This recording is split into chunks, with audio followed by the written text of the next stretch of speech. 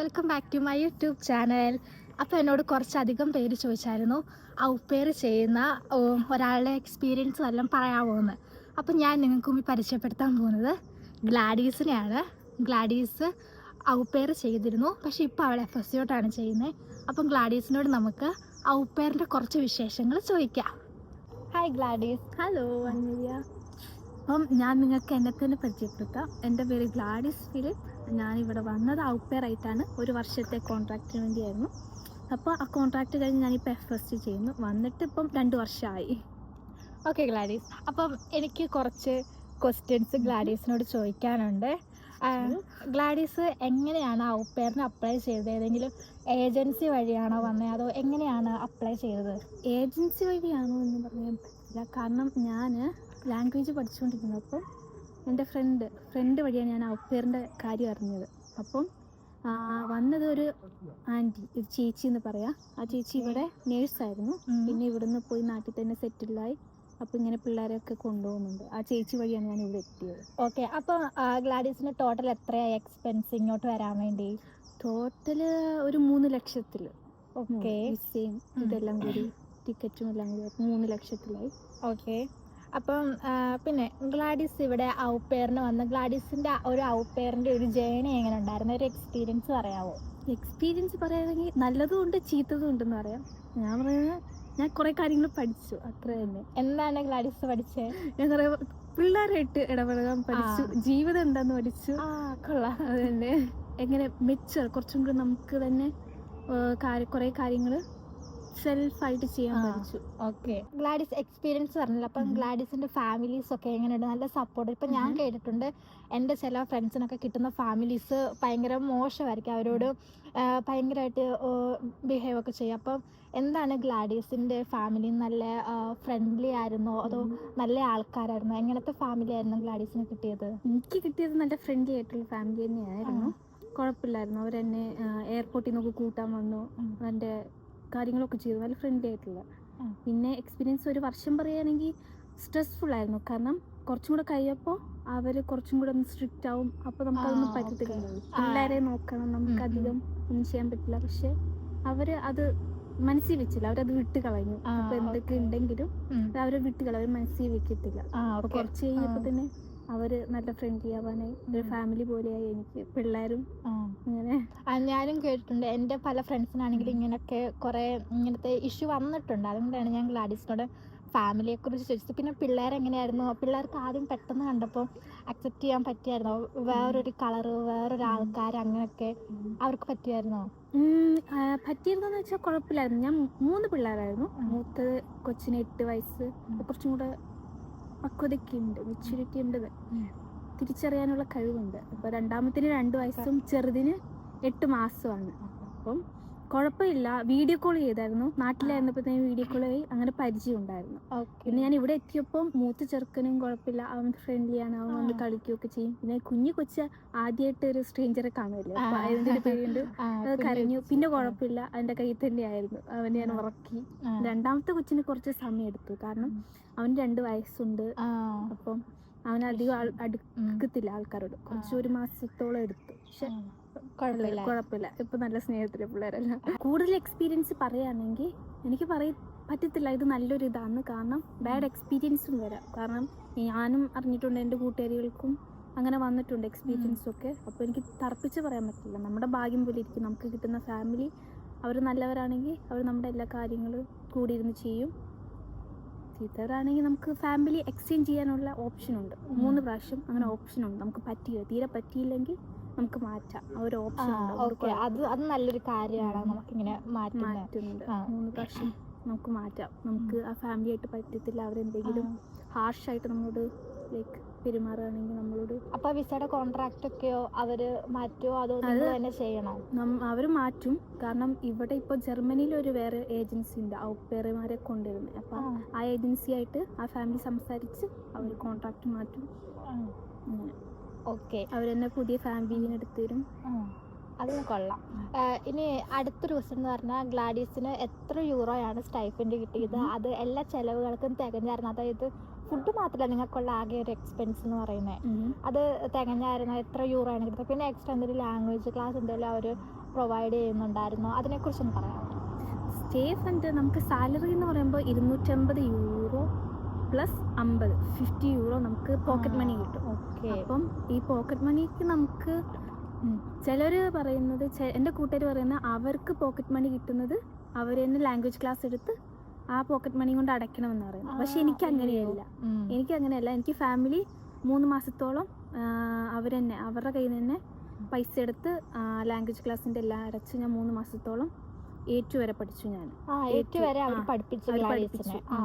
B1 ഞാൻ തന്നെ പഠിച്ച് അവർ എക്സാം എഴുതാനുള്ളതെല്ലാം കാര്യങ്ങൾ ഒരുക്കി തന്നു. ഞാൻ പോയി എഴുതി, അത് പാസ്സായി. അങ്ങനെ അപ്പം നല്ല VHSന്റെ ആയിരുന്നു ഇവിടുത്തെ ഏറ്റവും വലിയ ലാംഗ്വേജ് അക്കാദമി VHS. അപ്പോൾ നല്ല ഇത് തന്നെയാണ് അവരെടുത്ത്, അതും ഹെൽപ്ഫുള്ളായിരുന്നു.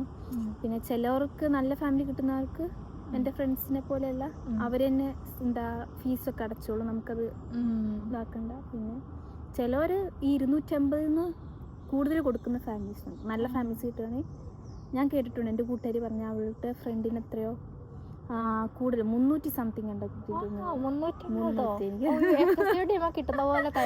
എനിക്ക് അറിഞ്ഞൂടാ, അത് ഭാഗ്യമുള്ള കൊച്ചാന്ന് തോന്നുന്നു. നല്ല ഫാമിലിനെ കിട്ടി. 300 സംതിങ്ങും പിന്നെ പോക്കറ്റ് മണിയും കിട്ടിയിരുന്നു പറഞ്ഞു. അധികം പണിയില്ലെന്നാ പറഞ്ഞു പിള്ളേരെ നോക്കാൻ. ഓക്കെ. ഇനി ഇപ്പം ഗ്ലാഡീസ് എന്താണ് ഔപ്പയർ ചെയ്തപ്പോൾ രാവിലെ തൊട്ട് വൈകുന്നേരം വരെ ചെയ്തൊരു റൊട്ടീൻ എന്താ പിള്ളേരുടെ കൂടെ, അതൊന്ന് പറയാവോ? ഇപ്പം എൻ്റെ റൊട്ടീൻ ഞാനിങ്ങനെ ഓർത്തെടുക്കും. കാരണം 6:30 ഞാൻ മൂത്ത കൊച്ചിനെ എനിക്ക് എഴുന്നേൽപ്പിക്കണം. അവനെ എഴുന്നേൽപ്പിച്ച് അവൻ്റെ ബ്രേക്ക്ഫാസ്റ്റ് ഒക്കെ നമ്മൾ തന്നെ ഉണ്ടാക്കണം. ബ്രേക്ക്ഫാസ്റ്റ് നമ്മൾ ഉണ്ടാക്കിയാൽ മതി. അപ്പം ഇവിടെ ബ്രേക്ക്ഫാസ്റ്റ് എന്ന് പറയുന്നത് ബ്രെഡും പിന്നെ വെജിറ്റബിൾസും അല്ലെങ്കിൽ ചിലപ്പം ഫ്രൂട്ട്സും അങ്ങനെ കൊടുത്താൽ മതി. അപ്പം അതൊക്കെ മുറിച്ച് കൊടുക്കുക. അവരുടെ ടിഫിൻ ബോക്സിൽ ലഞ്ച് ബോക്സിൽ അതെല്ലാം റെഡിയാക്കി വെക്കുക. പിന്നെ പിള്ളേരെ എഴുന്നേൽപ്പിക്കുക. മൂത്തവനെല്ലാം അവൻ്റെ കാര്യങ്ങൾ ചെയ്തോളും. പിന്നെ ചെറുതിനെ എനിക്ക് അവനെ എഴുന്നേൽപ്പിക്കണം. അവൻ്റെ പുള്ളിക്കാരനൊക്കെ ജോലിക്ക് പോകും. അപ്പം അവരുടെ എല്ലാ കാര്യങ്ങളും പല്ലിയേൽപ്പിക്കണം, ബാത്റൂമിൽ കൊണ്ടുപോകണം, ഡ്രസ്സൊക്കെ മാറ്റണം, അവരുടെ റുക്സാക്ക് അതായത് ബാഗ് പാക്ക് ചെയ്യണം. അതൊക്കെ ഞാൻ കാര്യങ്ങൾ ചെയ്യും. പിന്നെ 3 പേരെയും മൂത്ത ചെറുക്കൻ 7 മണിയാകുമ്പോൾ അവൻ പോവും കിൻഡർഗാർട്ടനിൽ, ഷൂളയിൽ പോവും. അവന് 8 വയസ്സുണ്ട്. അപ്പം അവൻ പോവും. അപ്പം ബാക്കി 2 പേരെ ഞാൻ കീറ്റയെ കൊണ്ടാക്കും. കീറ്റയെ കൊണ്ടാക്കിയാൽ പിന്നെ ഞാൻ തിരിച്ചു വരും. ഒരു 8 മണീൻ്റെ പക്കത്തിൽ തിരിച്ചെത്തും. എന്നിട്ട് വീട് വൃത്തിയാക്കുക.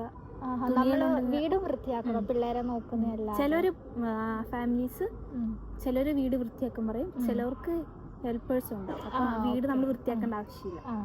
ഇപ്പം നമ്മുടെ കോൺടാക്റ്റിലുണ്ടാവും അവരെന്തൊക്കെ പറയുന്നത്, നമുക്ക് കിട്ടുന്ന കോൺടാക്ട് അനുസരിച്ചിരിക്കും.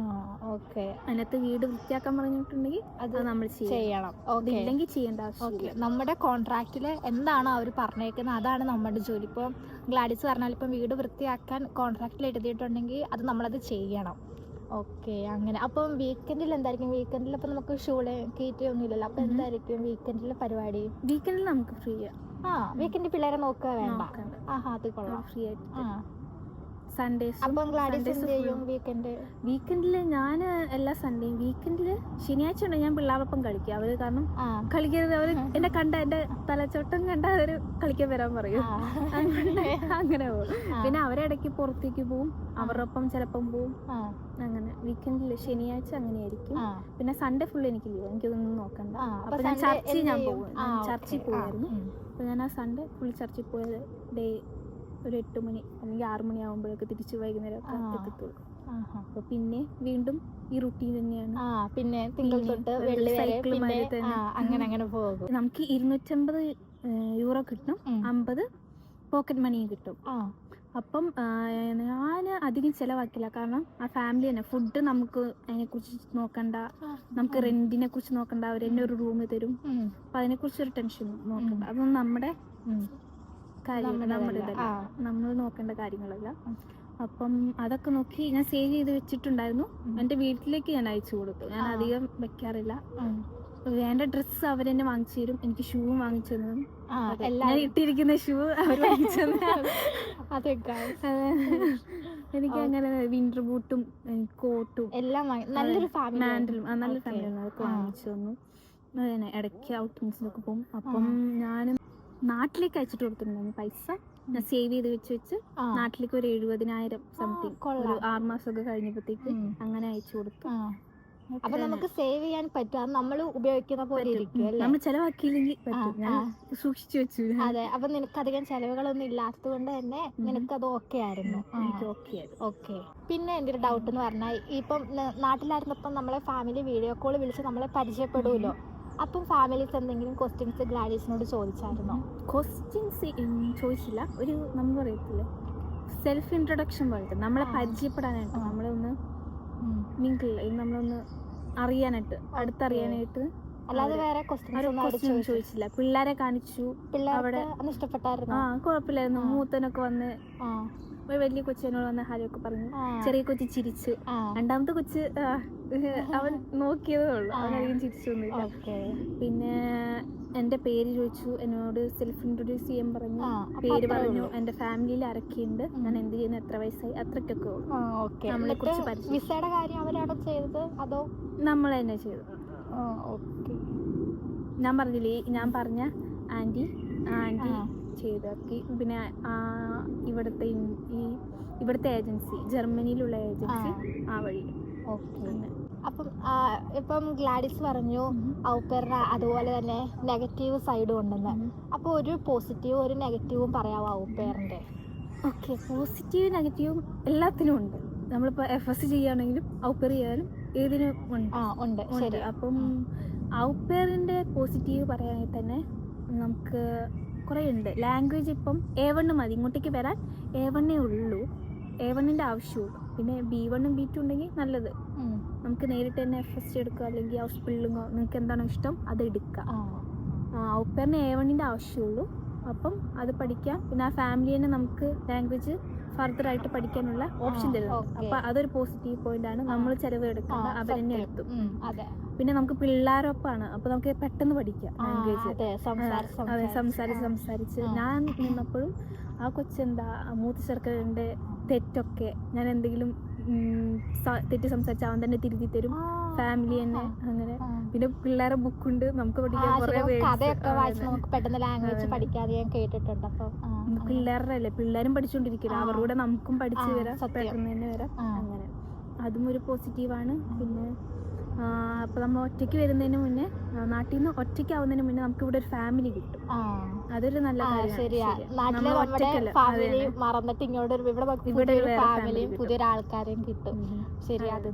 നെഗറ്റീവ് എന്ന് പറയുന്നത് തന്നെ കിട്ടുന്ന ഫാമിലി പോലെ അനുസരിച്ചിരിക്കും നമുക്ക്, നമ്മുടെ ഭാഗ്യം പോലെ. നല്ല ഫാമിലി ആണെങ്കിൽ നമുക്ക് നെഗറ്റീവ് ഒന്നും ഉണ്ടാകത്തില്ല. ഇത് ജോലിയാണ്, നമ്മൾ ആഘോഷിക്കാൻ വേണ്ടി മാത്രമല്ല, ജോലി ചെയ്യാനും കൂടെ വന്നത്. അപ്പോൾ പിള്ളേരെ നോക്കണം. സ്ട്രെസ്ഫുൾ ആയിട്ടുള്ള വർക്കാണ് പിള്ളേരെ നോക്കുന്നത്. അതെന്തായാലും ഞാൻ പറയും, ഞാൻ പഠിച്ചതാണ്. അപ്പം നല്ല ഫാമിലിനെ കിട്ടി നമുക്ക് നെഗറ്റീവ് ഒന്നുമില്ല. അതുപോലെ തന്നെ എൻ്റെ ഫ്രണ്ട്സിനും കുറേ ലൈക്ക് ബാഡ് ആയിട്ടുള്ള ഉണ്ട്. എനിക്കറിയാം, ഞാൻ കേട്ടിട്ടുണ്ട്. ബാഡ് എക്സ്പീരിയൻസ് കുറേ പേർക്ക് ഉണ്ടാകുന്നുണ്ട്. ഗുഡ് എക്സ്പീരിയൻസ് കിട്ടിയവരും നല്ല ഫാമിലിന് ഇപ്പോഴും ഫാമിലിയായിട്ട് കോണ്ടാക്ട് ഉള്ളവരും ഉണ്ട്. ഇടയ്ക്ക് പറ്റുവാണെങ്കിൽ ഞാൻ പോവും, പിള്ളേരെ വിസിറ്റ് ചെയ്യാനായിട്ട്. അങ്ങനെ പോകും. പിന്നെ ഗ്ലാഡീസിന് എന്താ നാട്ടിൽ നിന്ന് ഔപ്പേറിന് വരാൻ നിൽക്കുന്ന ഇപ്പം കുറേ പിള്ളേർ ഇത് വീഡിയോ കാണുന്നുണ്ടായിരിക്കും, അവരോട് എന്താണ് ഗ്ലാഡീസിന് പറയാനുള്ളത്? നിങ്ങൾ വരുവാണെങ്കിൽ തന്നെ എന്തായാലും ഇവിടെ അടിച്ച് പൊളിക്കാനായിട്ടല്ല, നിങ്ങൾ എന്തായാലും ജോലി എടുക്കാൻ വരുന്ന ആ മെൻറ്റാലിറ്റിനോട് കൂടെ വരണം. എന്തും ഫേസ് ചെയ്യാനുള്ള മെൻറ്റാലിറ്റി. ഇതിപ്പോൾ ഇതെല്ലാം നമുക്ക് സ്വർഗ്ഗമായിരിക്കും അങ്ങനെ വിശ്വസിച്ച് വരരുത്. എല്ലാത്തിനും അതിൻ്റേതായിട്ടുള്ള ഹാർഡ്ഷിപ്സ് ഉണ്ട്. FST ആയാലും ഹൗസ് ബിൽഡിംഗ് ആയാലും ഔപ്പേർ ആയാലും ഒന്നും സിമ്പിളല്ല. അത് അങ്ങനെയുള്ളൊരു മെൻറ്റാലിറ്റി ആയിട്ട് വരിക. പിന്നെ നല്ല ഫാമിലിയെ കിട്ടാൻ പ്രാർത്ഥിക്കാതെ തന്നെ ദൈവം കൂടി ഉണ്ട്, പ്രാർത്ഥന അത് തന്നെ.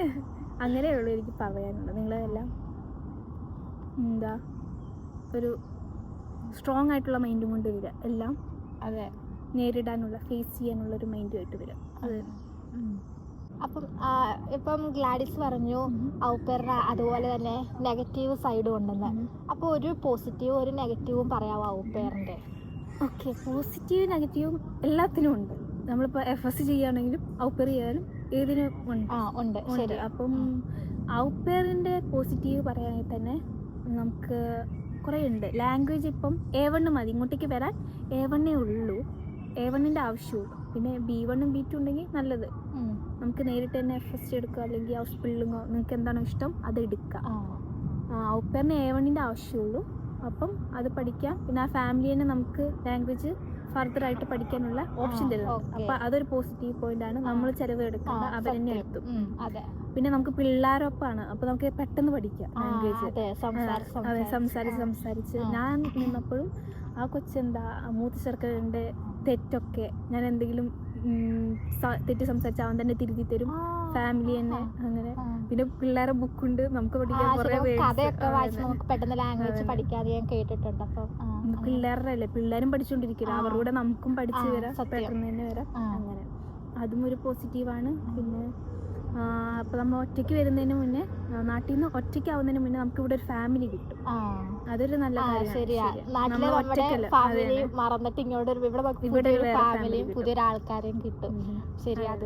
നെഗറ്റീവ് എന്ന് പറയുന്നത് തന്നെ കിട്ടുന്ന ഫാമിലി പോലെ അനുസരിച്ചിരിക്കും നമുക്ക്, നമ്മുടെ ഭാഗ്യം പോലെ. നല്ല ഫാമിലി ആണെങ്കിൽ നമുക്ക് നെഗറ്റീവ് ഒന്നും ഉണ്ടാകത്തില്ല. ഇത് ജോലിയാണ്, നമ്മൾ ആഘോഷിക്കാൻ വേണ്ടി മാത്രമല്ല, ജോലി ചെയ്യാനും കൂടെ വന്നത്. അപ്പോൾ പിള്ളേരെ നോക്കണം. സ്ട്രെസ്ഫുൾ ആയിട്ടുള്ള വർക്കാണ് പിള്ളേരെ നോക്കുന്നത്. അതെന്തായാലും ഞാൻ പറയും, ഞാൻ പഠിച്ചതാണ്. അപ്പം നല്ല ഫാമിലിനെ കിട്ടി നമുക്ക് നെഗറ്റീവ് ഒന്നുമില്ല. അതുപോലെ തന്നെ എൻ്റെ ഫ്രണ്ട്സിനും കുറേ ലൈക്ക് ബാഡ് ആയിട്ടുള്ള കേട്ടിട്ടുണ്ട്. ബാഡ് എക്സ്പീരിയൻസ് കുറേ പേർക്ക് ഉണ്ടാകുന്നുണ്ട്. ഗുഡ് എക്സ്പീരിയൻസ് കിട്ടിയവരും നല്ല ഫാമിലിനെ ഇപ്പോഴും ഫാമിലിയായിട്ട് കോണ്ടാക്ട് ഉള്ളവരും ഉണ്ട്. ഇടയ്ക്ക് പറ്റുവാണെങ്കിൽ ഞാൻ പോവും, പിള്ളേരെ വിസിറ്റ് ചെയ്യാനായിട്ട് അങ്ങനെ പോകും.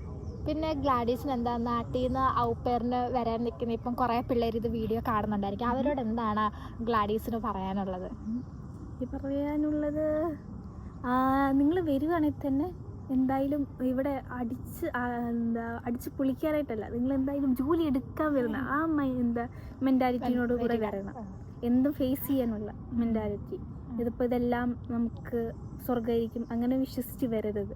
എല്ലാത്തിനും അതിൻ്റേതായിട്ടുള്ള ഹാർഡ്ഷിപ്സ് ഉണ്ട്. FST ആയാലും ഹൗസ് ബിൽഡിംഗ് ആയാലും ഔപ്പേർ ആയാലും ഒന്നും സിമ്പിളല്ല. അത് അങ്ങനെയുള്ളൊരു മെൻറ്റാലിറ്റി ആയിട്ട് വരിക. പിന്നെ നല്ല ഫാമിലിയെ കിട്ടാൻ പ്രാർത്ഥിക്കാതെ തന്നെ ദൈവം കൂടി ഉണ്ട്, പ്രാർത്ഥന അത് തന്നെ.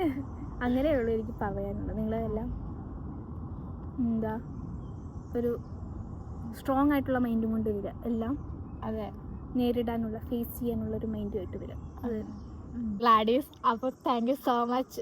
ഞാനൊരു ഇൻ്റർവ്യൂ തരാമെന്ന് ചോദിച്ചപ്പോൾ തന്നെ ഗ്ലാഡീസ് തരാം, ഒരു കുഴപ്പമില്ല എന്ന് പറഞ്ഞു. അപ്പോൾ താങ്ക് യു സോ മച്ച്. അപ്പം നിങ്ങൾക്ക് ഇനി എന്തെങ്കിലും ഡൗട്ട്സ് ഔപ്പേറിൻ്റെ ഉണ്ടെങ്കിൽ നിങ്ങൾ താഴെ കമൻറ്റ് എഴുതുക, അപ്പം അതിന് ഞാൻ റിപ്ലൈ തരുന്നതായിരിക്കും. അപ്പം Gladys thank you so much. അപ്പോൾ എല്ലാവർക്കും ഇഷ്ടപ്പെട്ടെന്ന് വിചാരിക്കുന്നു.